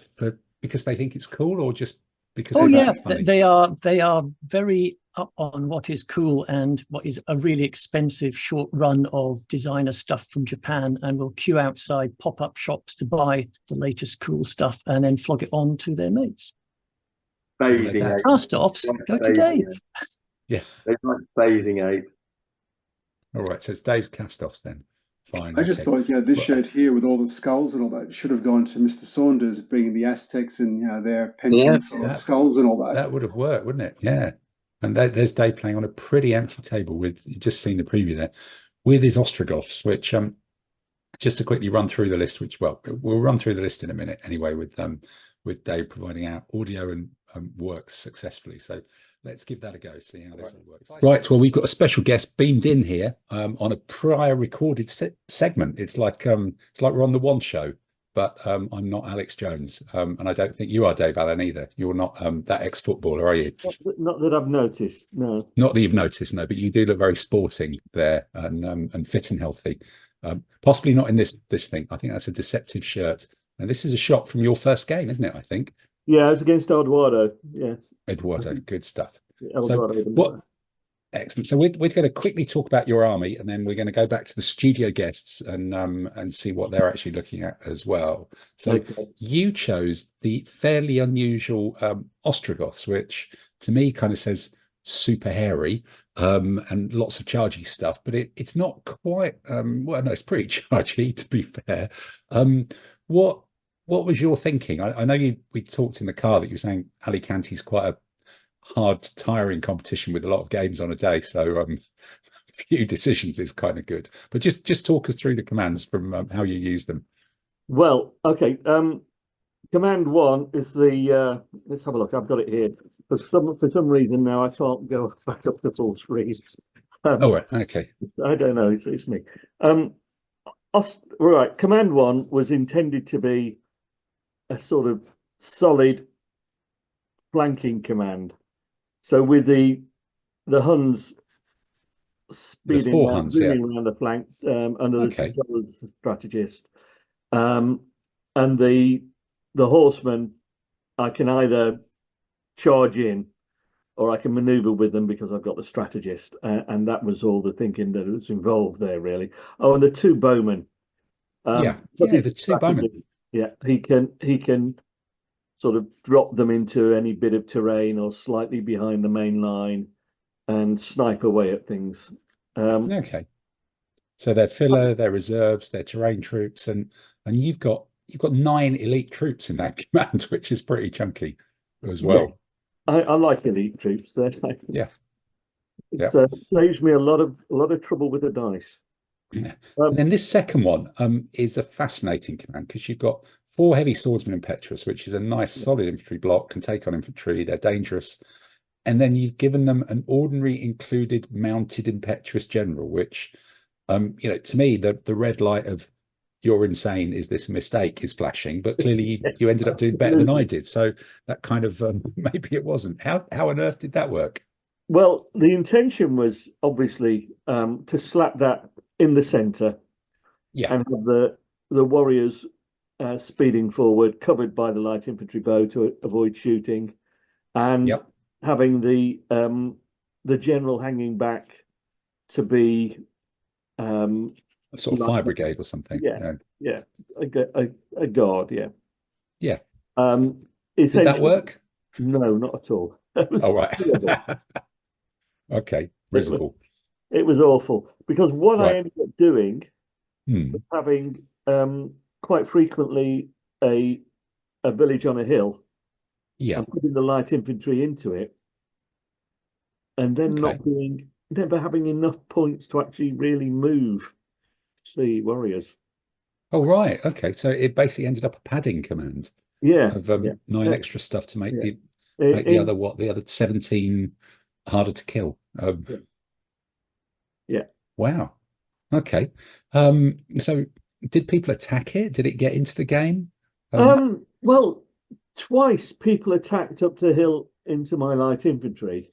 In the village and paid the penalty. Yeah, that doesn't work at all, does it? Quite a substantial one, really. Okay. So this would almost be on the opposite flank to the big strategist command then, perhaps, or you said you're trying to put it down the middle, which is hard to. The intention was to put it down the middle, and obviously I didn't think it through. Right. Okay. So you thought you put it down the middle, you ended up putting it on the flank with the village. To just widen the terrain and narrow the table. Okay. And then you've got what is a very tiny 2 impetuous cavalry and 2 light infantry bow command as well, which just really puts. So you're actually 5, 6. You're kind of almost 7, 8 impetuous horsemen, of which 7 are elite, 8 are elite if you count that one in the middle command. No, so did you manage to do it? It's a very nice. Did you manage to do it? And it really does. It did me proud because it never rolled a 1. Oh, right. Okay. There they go. Charging away. Yeah. Okay. So, it's unreliable as well. To say, including unreliable, -6. Making that a 24-point command with 30 points of troops in it. Okay. So what, because this looks pretty unsubtle, and it looks like something that if you came up against solid foot, you'd sort of have to charge into them in a way and take your lump. So what was the secret that what won it for the Dave? How did it work in practice? The Ostrogoth horsemen are surprisingly resilient. They're tough to kill, and you're killing 11 points, but you're only killing 1 unit out of 26. But it had a fortified camp as well. Oh, okay, fortified camp, right? Okay. Nobody ever came near the camp anyway. Yeah, it's a big army. It is actually. Yeah, 26 is chunky, isn't it? With 5, 6, 7, 8, 9, 10, 11, 12, 13 proper combat troops and then the bowmen. Yeah. So was this terrain dependent? You know, do you need to be going down a bowling alley for this, or were you able to? No, how did you deal with terrain? I wanted by and large open terrain. I wanted to be able to get the Huns out on a flank and run around people. And it's a period when there isn't much serious heavy foot. Yeah. You know, there would have been Chinese. Yeah. Would have been tough. But they were Chinese that were they had a lot of toys, didn't they? A lot of chariots. I think that was the first game I played. Yeah. Or was it the Hittites I played first game? I can't remember now. I think it was the Hittites. Let's have a look. Maybe have a look. Yeah. Okay. And then, so what are you putting down? Are you trying to put down a coast to anchor a coasting village a lot of the time? I decided, yes. I decided initially first two games I didn't bother with the coast, but the final four I did. And also because I won every, I can't believe this, I won every initiative roll, which was ridiculous. Right, okay. So you're down their throats before they can react, and you're deploying second and no, I was defending. Oh, you defended? Yes. Oh my God. Yeah. To sweep the terrain out of the way. Yeah. Because of the strategist, I can get rid of terrain much more easily. And also because it gives me the opportunity to have the village on a hill. Yeah. So by and large, that was my thinking. Yeah. So did you end up almost deploying the same in every game? You know, would it be Ostrogoth, the 2 horsemen first, then the infantry next to the village on the hill, then the big command? Yes. Yeah, essentially that, yeah. Yeah. So you put almost nothing out then. Okay. All right. So and just very, very quickly, do you remember what you won 4, drew 1, lost 1, I think, which is not what turned you over? What was the problem? A much better player, actually. Oh, well. No, I turned me over. I think it was Mithraditic Kushite. Okay. And it was equally big. Yeah. And had lots of nasty things in it. Right. You know, so a lot of shooting, as I recall, heavy infantry, elephants, and everything's coming round and messing my flanks up and the rest of it. And in the end, these guys couldn't do the business against it. They were just struggling. Okay. So would you use this again in what sort of theme would you use it in again? I would, if there was a similar theme again, I would use it, but I would take the Huns and I'd swap them with the warriors on foot and the light infantry bow. Okay. So you'd have the CNC commanding the warriors on foot and the bulk of cavalry, and you'd stick the light horse just on a flank on their own. Yeah, and I'd drop 1 warrior foot. Yeah. And upgrade that medium cavalry to heavy. Okay. Make the unreliable general reliable. Yeah. So you can't get lucky again 6 times in a row. Yeah. And separate the other one from his unit, so he's no longer included. So actually, normally when we do this, maybe you've listened to some of them before. Normally, the people aren't going, "Yes, I'd make an enormous number of changes," unless they finish towards the bottom. So, but you seem to finish towards the top, and you're still saying, "Yeah, I could improve this a lot. It was awful," which is interesting. It was really mind-numbingly difficult to actually get those warriors to do anything. Yeah. Okay. In the final game, I actually managed to march them to the other flank, and then never had the pips to move them. Right. and just all about the horsemen. My opponent decided to attack them. So yeah. Okay. Good. Well, look, I think that's a nice summary. Interesting to see how it all panned out. Nice to see that you would definitely make some changes to that list as well, because it does look a bit bonkers on the face of it. So I think now we'll go back to the panel of experts in the studio, cut out our very first ever pre-recorded link on this podcast, and thank you for sharing that with us, Dave. Thank you. Okay, thanks a lot, and I'll see you See you shortly. Yeah, it's in Athens. Yeah, in Athens. Well, there we go. Mr. Allen. First of all, it's amazing what you can do with Chat GPT. It's bonkers. Yeah, he's not a real person. We've invented him, and just for the purpose of this. And here we are with the self-admitted nonsense worst list that also seem to do better than the rest of us. Mark, you're the one who had the closest to this, and you're sat there shaking your head already.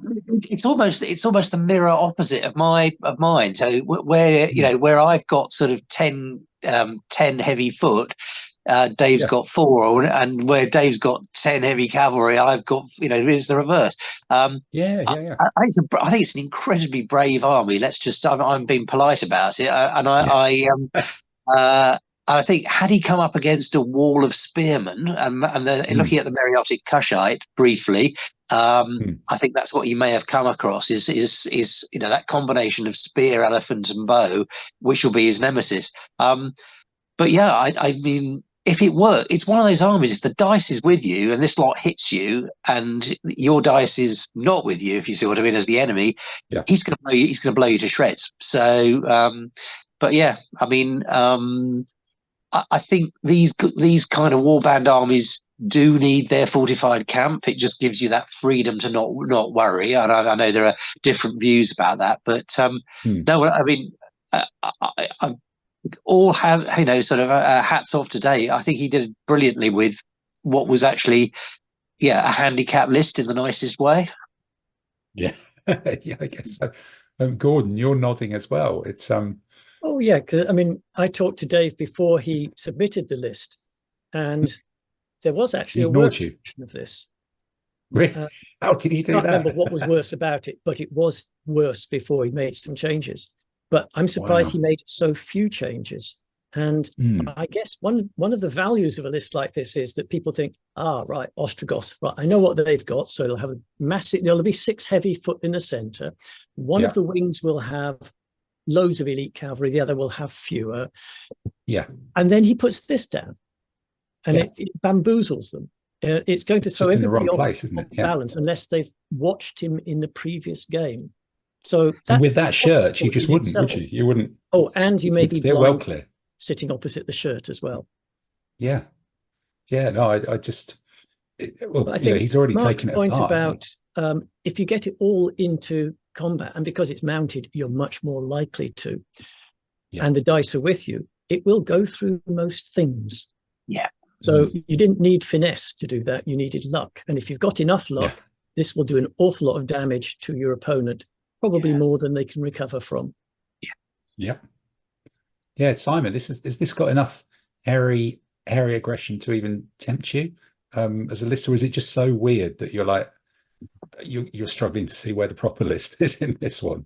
But, I look at this and just, especially in the period, just look at this and think, because I was looking at a lot of the choices of the armies. I was expecting more some of the Asian armies with the heavy swordsman polearm or spearman options, which would have loved this army. It's like walk right up to and go, here you go, charge me, bring it. You're gone. Yeah, you're removed.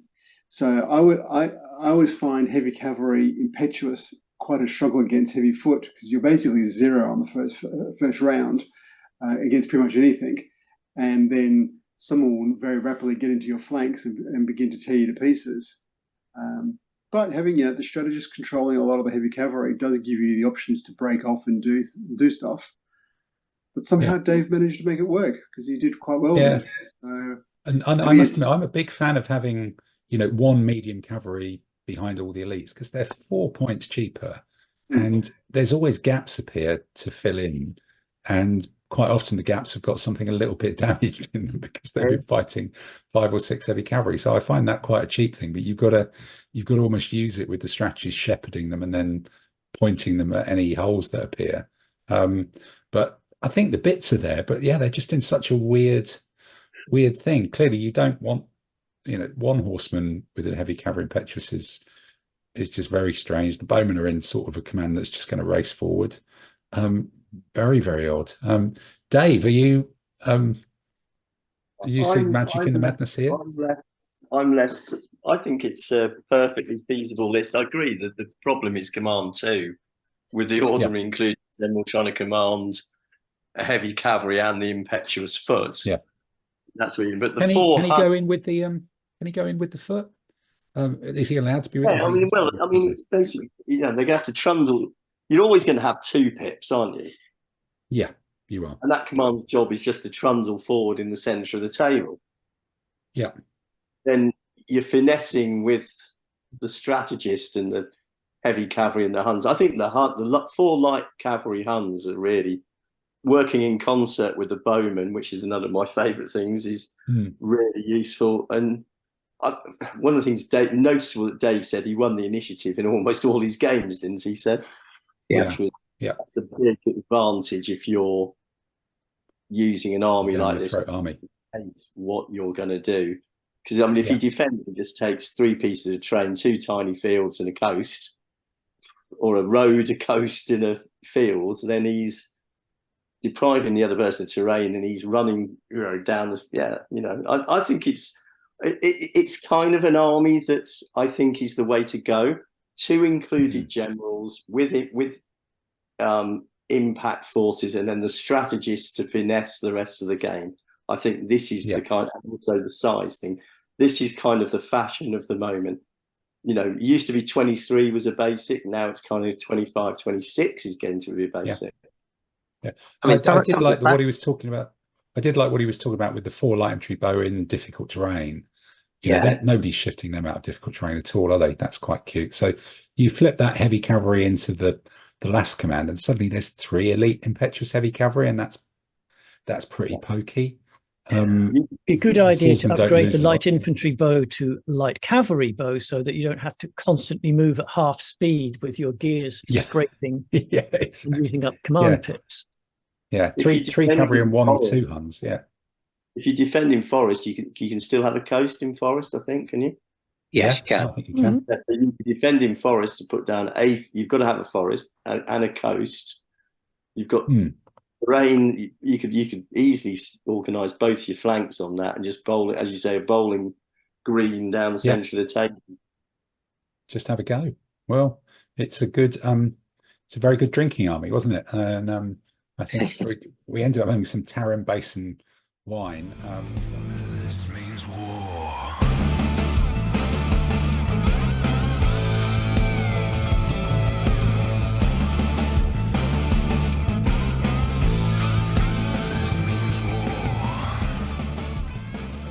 I had a picture of some other very Australian sounding wine. Was it like G'day wine or something like that? Which inevitably brings us on to Simon Leroy Mayer. And is that the chap who played with the forgot the name of the army now? Simon, I think you're on mute. In fact, you are on mute. Old school. You're still on mute. Right. Simon, is that the chap with the Allens that I think several of us played? Yeah, this was the Allens army. So I played him in the first game, and he proceeded to tear me to pieces. Because as you can see, we've got a very nice open table, and very much so. Yeah. And there were cavalry everywhere in my flanks, and I had a micro command of chariots who decided to stay unreliable the entire game. Even with the strategist going, come on, I've paid for you, come on, here's some more money, and that chariot command pretty much just sat there and smoked and had a glass of wine. And then because this was the first game of the competition and this was the first time it happened, you lacked the discipline to say, the rest of my army's staying here, this is not going to happen to me again. So you've got to come and fight it. That was, I guess. Yeah, well, I knew, because just where we've all done it. Yeah, and I also knew that if I didn't go, because we're playing against the mounted army, within the first turn, because you saw my commander got unreliable, his army split in half and was trying to wrap around me. So I had to pick a fight with him as quickly as possible and hope that I can reactivate the command. But no, it didn't want to play at all. It didn't work. Well, let's see the little guys then, and here they are, warring states, and you've got There is a strategist. Is that a full sweep of strategists? Yep, I think we pretty much. Apart from me, because obviously Mithraditic wasn't that good, but he did have 2 brilliant. So you've got a 4, which we talked about, the unreliable one, which is all good. You've got a 12 with the strategist, obviously, which is medium sword impact, heavy sword impact support. That's the block of it. Another couple of chariots, so you're 8 wide of dangerous stuff, bit of supporting crossbow and a light horse. And then you've got nothing particularly mounted here. Medium sword impact, 1 of them, 2 light javelin crossbow, 2 impetuous. That's a make a mess in terrain, but there's got to be the right terrain sort of army with a 7 there. 4, 12, 7 strategist, initiative of 4, which is grand. So again, talk us through your theory on this one and how it was supposed to. Can I make a request when you are talking us through it? Can you explain how you got it past the list checker? How's that? Well, you've got 6 impact chariots, all of them elite. No, I've only got 4. Oh, you've only got 4. All right, so I'm just reading it. Fine, good. I think yeah, that's a good answer, isn't it? Whew, me count good like in it. Yeah. No heckling from the back rows, Gordon. Yeah. Yeah, it's the first time you've been invited on this podcast, Gordon. Don't cause trouble. We're all good. We'll report you to Javier. Yes, indeed. No, it's a legal list. So, Simon, fire away. Tell us how it all works. My thought with the Warring States is so I've used both options, the polearm version and the impact version. And I found, especially for my style of play, I'd rather go the impact option. So the whole army was designed on bring as wide as possible of frontage into your face as quickly as possible. So with the initiative of 4 and having a strategist, a brilliant general, I can move most of the army quite aggressively. And when it actually worked, in most times I was at someone's 4 UD within turn 1, which is always quite impressive. And the idea was everyone's impact, most of all the heavy swordsmen, the chariots are impact, and it's just going to be a proper, or even the medium swordsmen, the proper stodgy army. So it was here to pick a fight and go down screaming. And it did that quite well against most opponents. The 2 armies that tore me to pieces were, no great surprise, the Allans, and being all mounted. And I played against a gentleman, Jesus, who brought an ancient Bedouin army, which is with the other army I was tempted to bring, just because I've got a bunch of newly painted up camels. And he had an army size of 30 and defended in the desert, I think it was. So I had no option but to just charge after him and see if I could break his army before he flanked me. Got very close, but when you've got 15 camels hitting your flank crumbles pretty quickly. Wow. So it was just a very simple theory. Here's a lot of impact. Okay. Walk up to someone and say, "G'day, how are you?" Yeah, and just shove them in. So, Gordon, you've used this army. I think you've crushed me with something very similar. Yes, I had 1 fewer chariot, and I had about 60% heavy impact foot and 40% medium foot. And I didn't bring the fanatical medium sword impetuous, although it's really tempting. There's lots of things you want to get into this, but you can't have it all.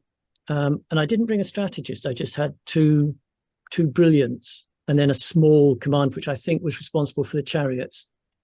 It's the same toys, just organized differently. I think the strategist does make it better, though, because you need to try and control what width of the table you're going to fight on. And just having 2 brilliants doesn't give you that control over the terrain. I think that's really quite an important thing for an army that is quite small like this, although very, very tough where it's present. And, the question I have looking at this is, how many things do you give support to? Because it's useful, but then you pay for it and then you find you never use it and all the rest of it. So what's the decision process on how many times you give support or who you give support to? Because I'm looking at this thinking the heavy sword have got impact support and the medium don't, which might be the opposite way to how I might be tempted to try it if it was me. Yeah, that was it was a choice, and I thought to give the heavy swordsman the impact because the idea was the heavy chariot and the heavy swordsman would walk together as a wedge against, and I was expecting more Parthian and Persian armies with mass cataphracts. So I was expecting lots of cataphracts. So here's some chariots, and here's a whole bunch of elite swordsmen with impact, so I could negate the furious charge and use the medium swordsman to get into the flanks and all that.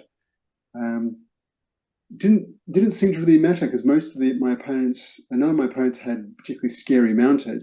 It just tended to be a lot more of it. So support was nice, but when you're getting charged in the rear, it doesn't really make a difference. Doesn't really make any odds.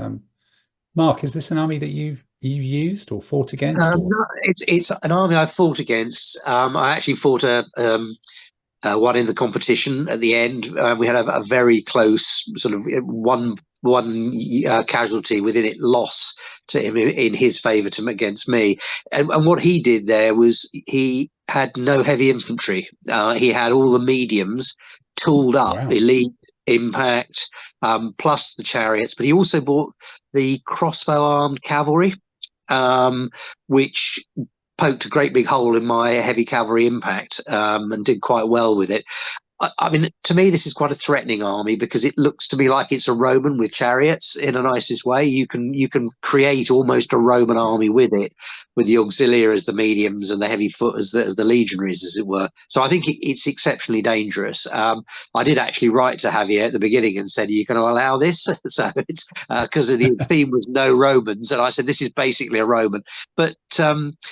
Yeah, I think it's a really interesting army. I'm tempted by it. There's some lovely figures available for it. Yeah, I think it's a nice. Looking at Simon's composition, my only observation for me is it's complicated. I like to keep my commands relatively simple, but that's maybe I'm not quite as a sophisticated player as Simon.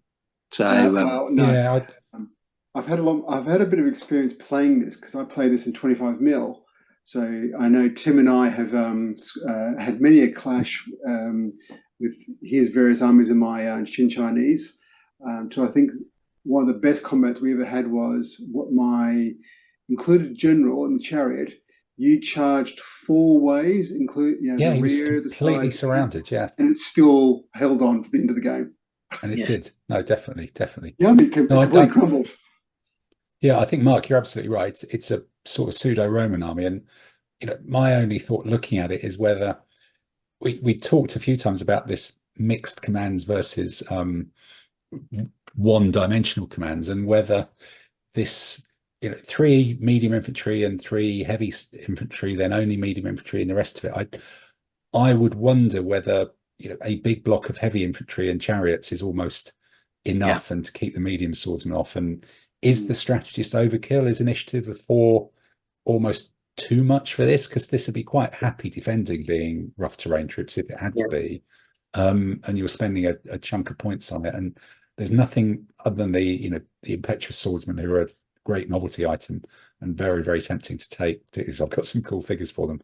I just wonder if it needs the command and control. But Dave, you've used this as well, haven't you? I think is this one of yours? Or use the Zimmer army, but I really want to use it. I like it a lot. I think it's really good. I wouldn't use the support with the medium swordsman impacts. I would just put them through terrain. I would probably take one of the medium swordsmen out of command 2 and put it in command 3. So you're combining up 2 medium sword impact elite with the fanatics. I like the fanatics. I think it's not a bad idea. I would probably try to sneak a cavalry into command 3. The way I use the Romans now is I have 3 auxilia politina with the 2 bowmen, and I put a heavy cavalry general with it, because I think 1 cavalryman and a light horse with medium foot stiffens them up in the open to a large degree. You can do all sorts of horrible, nasty things. If people go, "Oh, look, medium foot in the open," and roll towards you, this cavalry can be sort of threatening the flanks and things, and it's something I like to use a lot. I think, and the other thing I would think is heavy swordsman impact support can go through terrain. So you could actually put down quite a bit of fields, plantations, and things like that. Then you've got options of where you put your medium swords.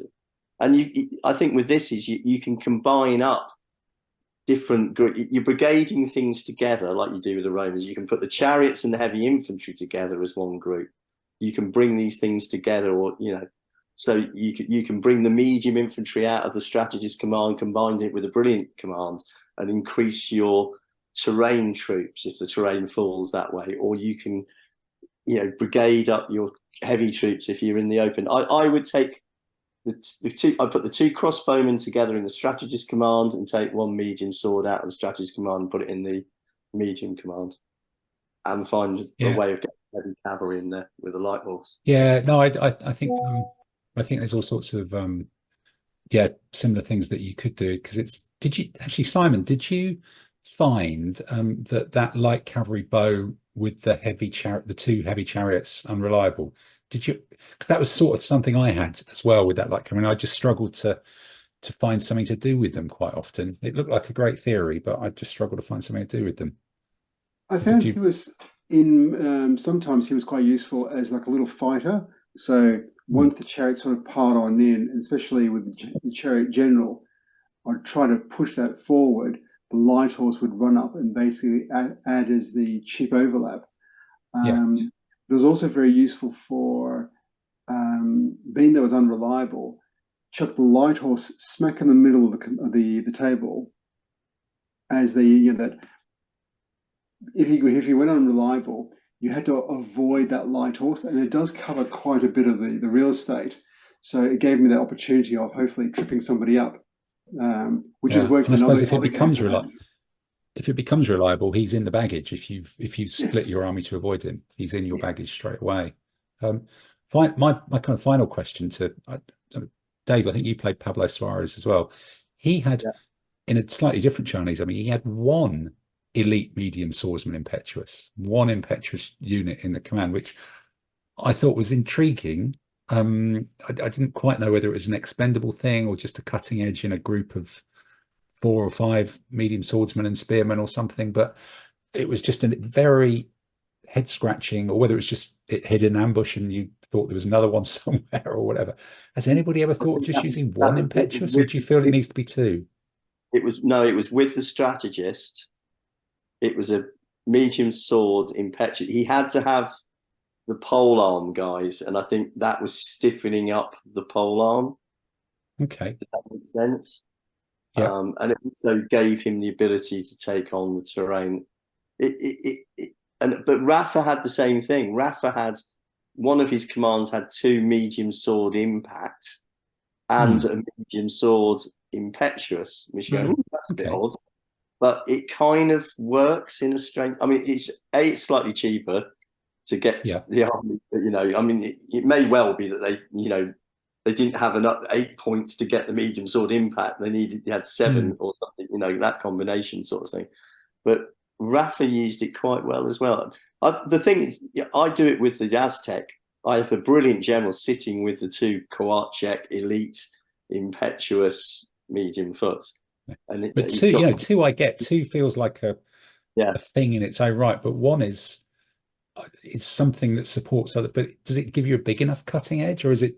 Or are we just obsessed with 2? There's a kind of a thing here that Simon's army is a little bit, not completely in any stretch. It's a little bit like the way I use the Vikings. We've got the heavy swordsman.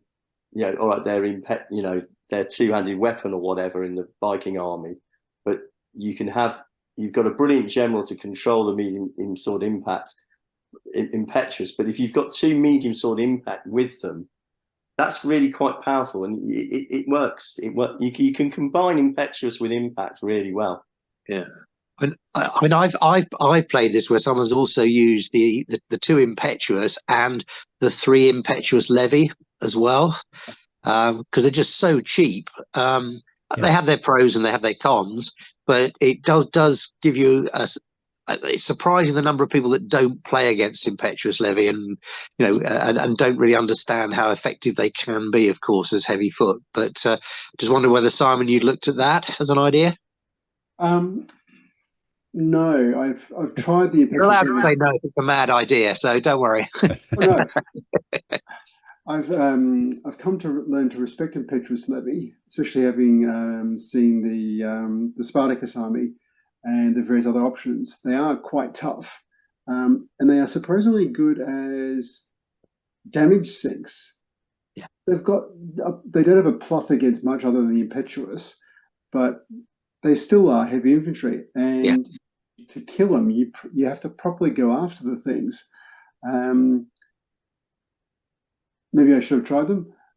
For this idea, I was trying more, especially with the impetuous command, was having three, the two impetuous and the impact guy, allowed me to go through terrain, and it did do that reasonably effectively.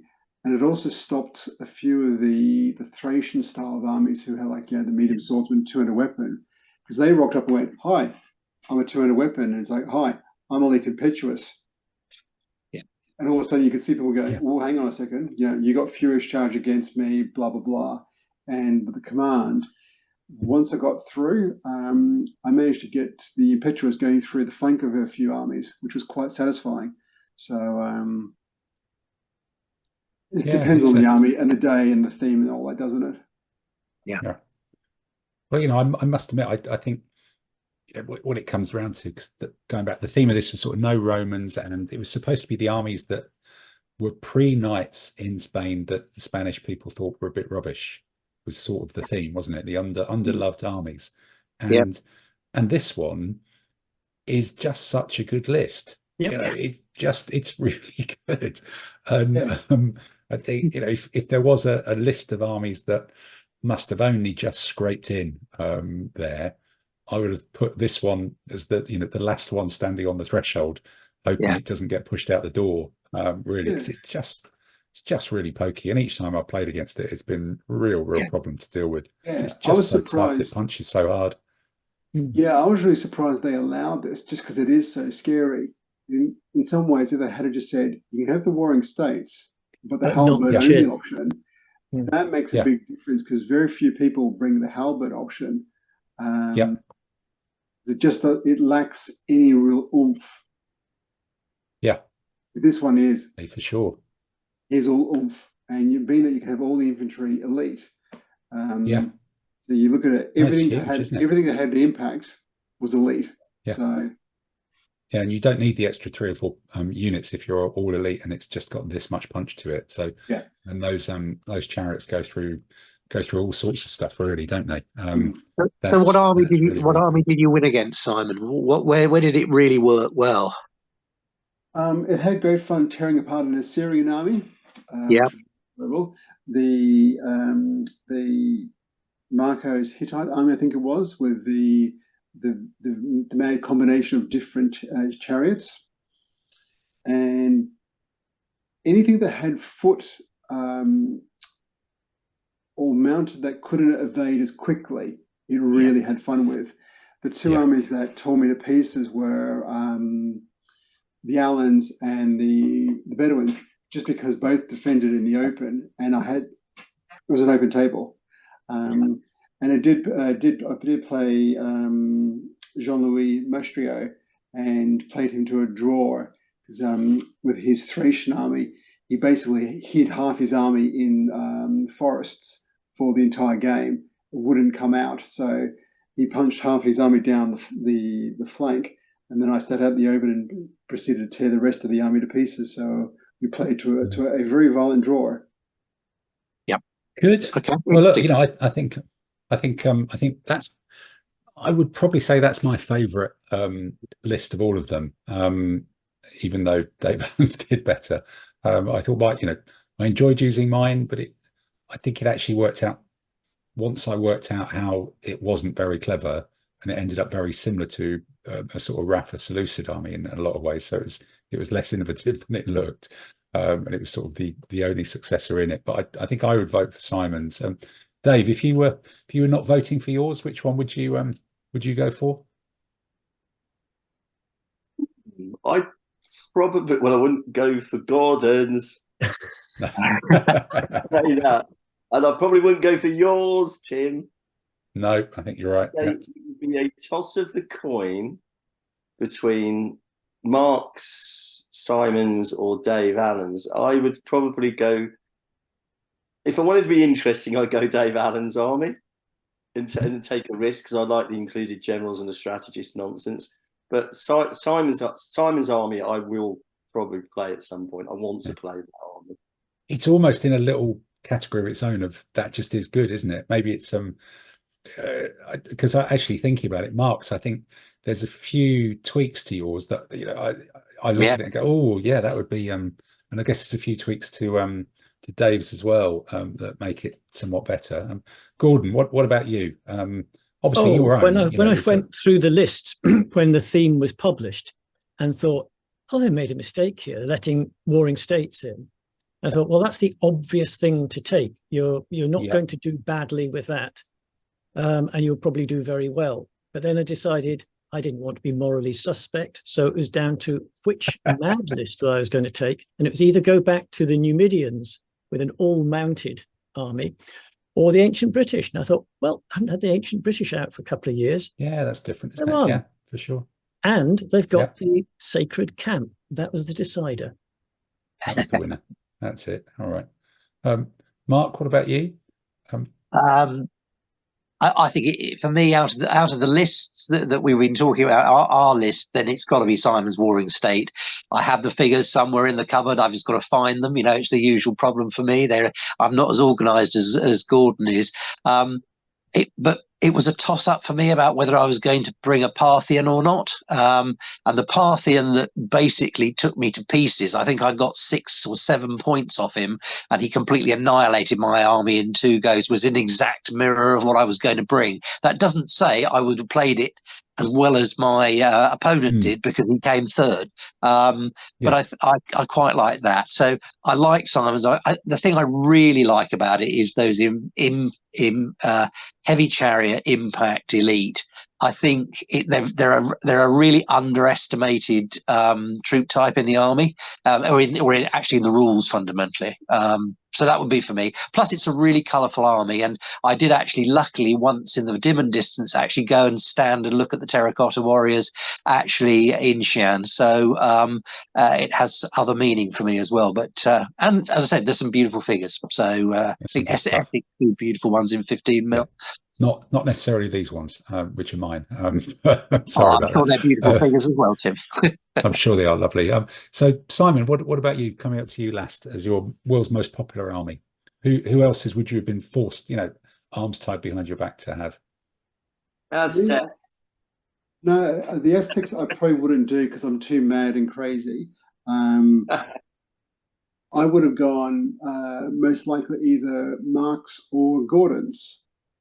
Probably not as mad as the full chariot, because I'm probably not as skillful as a player as Gordon to make sure I don't get charged in the rear everywhere. But I was very tempted to go for the mass heavy and medium swordsman impetuous, also so I can bring my Stonehenge as my sacred camp, purely on that choice.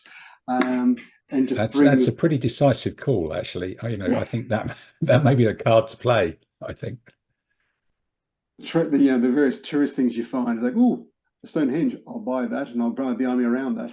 I probably would have gone something like that just for something mad and silly, and they do look pretty with all the shield transfers, the mad hair and all that. So pretty is always good. Good, grand. Well, I think that sort of wraps it up then. And I think how about Tim? How about you? How about where would you go with the army? No, I think I think Simon's is such a good army that it almost feels morally bankrupt to choose it because it was almost too good. I think looking at it, I think there's stuff with yours and Dave Allen's to do. I've used those sorts of armies before, and I do enjoy using them. Aztecs is vastly intriguing, and of all the armies I've on the list, that's the one I've not I don't own, and I've never tried, and all the rest of it. But that's just a painting project for the next couple of years sometimes, so that will come around at some point. But I think if maybe it's just a case of being reminded how good the Warring States actually is. And, it's one of those armies that I almost sort of veer away from because it feels so competent, but it's really interesting and really good. And maybe I do need to, dig those figures out of whatever trade they're in and actually try and use it for it. But I think here we go. We actually, not obviously, somebody else is trying to get in sponsorship to compete with McHugh carpets, but we did get a trophy between us from Wargamers Whims for being the top group of 8 people who sort of came from the same place. I didn't know you did that. Well, fantastic. I think that was it. So it was like 8 Brits, and our aggregate score was more than the aggregate score of any other 8 people who sort of came from the same place. So we got this delightful trophy. So thank you for Rafa. And I think we probably do need to then sign out of what's been a very, very long podcast and a bit rambly, and will be a very interesting video if I manage to cut it all together. So I think saluting everybody, off we go. Signing out from all of us from the castle bunker. So thank you for coming. Goodbye from everybody. Thank you, Mark. Thank you, Gordon. Thank you, Simon. Thank you, Dave. Thank you, David Absentia on video, and we shall maybe return with more podcasts soon. Yeah. Right. Peace and love. Bye. Catch you soon, guys. Cheers. Bye. Bye.